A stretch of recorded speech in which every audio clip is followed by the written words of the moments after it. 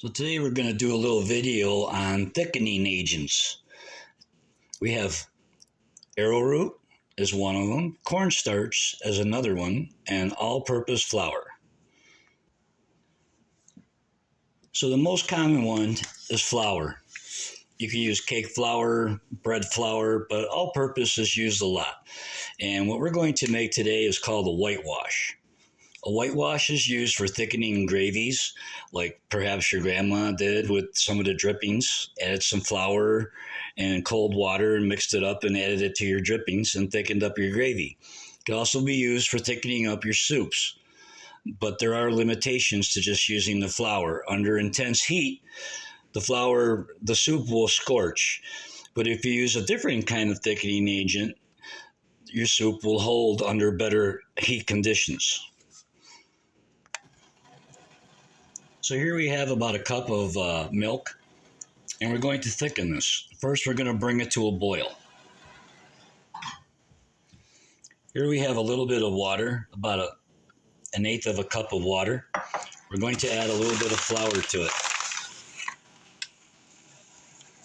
You're going to take a whisk, and you're going to whip that in there till it's all smooth.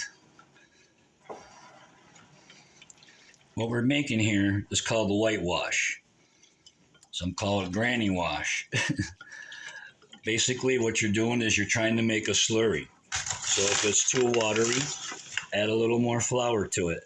You want to just add a little at a time till you get that slurry kind of pancakey, almost pancake consistency batter.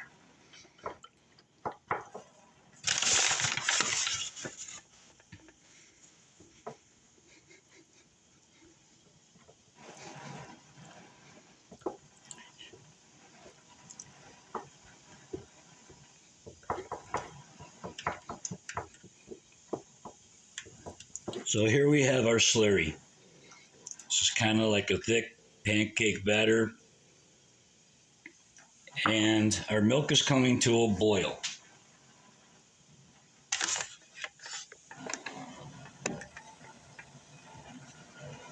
So what we're going to do is we're going to turn off the fire. You're going to add your whitewash a little bit at a time. Just a little first to see how thick it gets. You can see that's starting to thicken up kind of nice. So what we're going to do now is we're going to turn it back on. But this time we're going to turn it on very low. And you're just going to cook that for about 5 minutes, 6 minutes, and all the starch will come out of that cream sauce.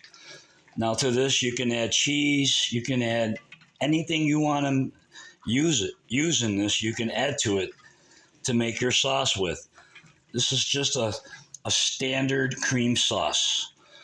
You want to make it for a thick cream soup, then you want to make it thicker. That's all. It's the only difference. But this is one way, one thickening agent that you can use for soups and sauces. So here we have some cornstarch. We're going to add that. Now the thing about cornstarch is you want to use your fingers when you mix it. Because if you use a whip, you could lump it. So you just take your fingers and mix up that cornstarch really good with your fingers, and you won't have any lumps in it. If you whisk it, you risk the chance of getting lumps. So then you can just thicken whatever you're bringing to a boil. If you're doing like soy sauce for a stir fry, if you just want to thicken something like a soup or something with your cornstarch, you add it to your boiling water, and then you thicken it. Let it come to a boil and let it thicken.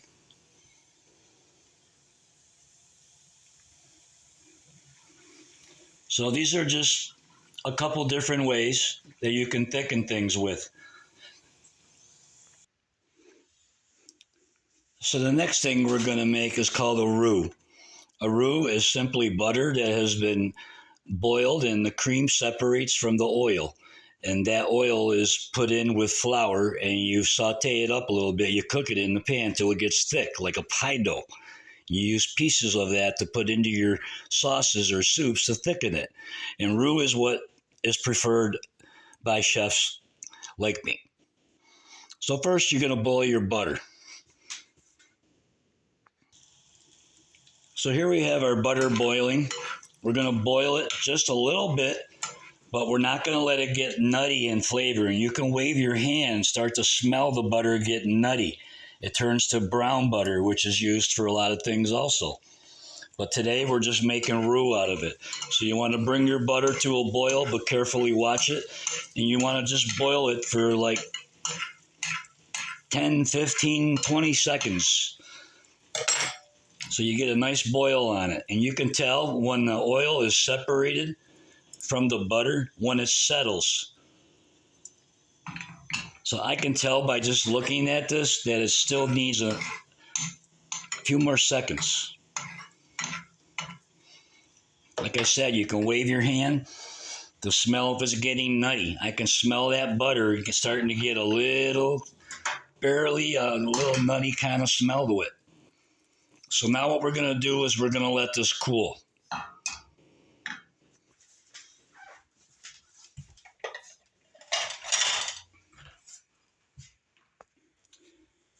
So now what you're going to do is you're going to skim off this cream that's at the top. So you get nothing but oil in it. You can see the oil underneath it. So you're just going to skim this stuff off of here and then drain the oil. So here we have our butter, and we skimmed off the cream. And now we're going to put the butter back in the pan, and we're going to turn the flame back on. We're going to add flour to it now. So as our butter is warming up, we're going to add flour to it. You'll see it starting to sizzle there. So you want it a little thicker than that. You just want to make sure you incorporate that flour in there good. Now we're going to just turn it off. Just going to put it back on the heat, and we're just going to mash all this together. Get it all nice and like pie dough-ish. So it's kind of dry.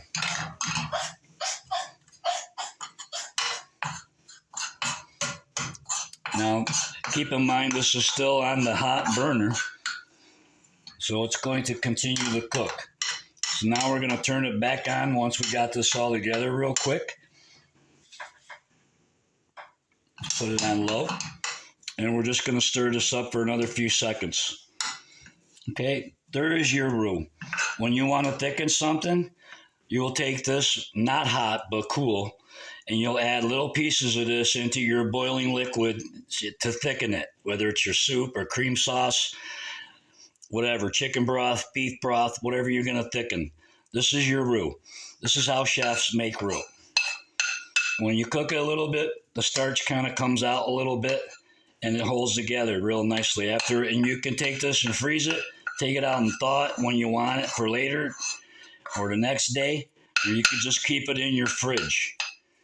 Stuff keeps for quite a while. Thanks for joining us today. Hope you enjoy this version of thickening agents. Please subscribe.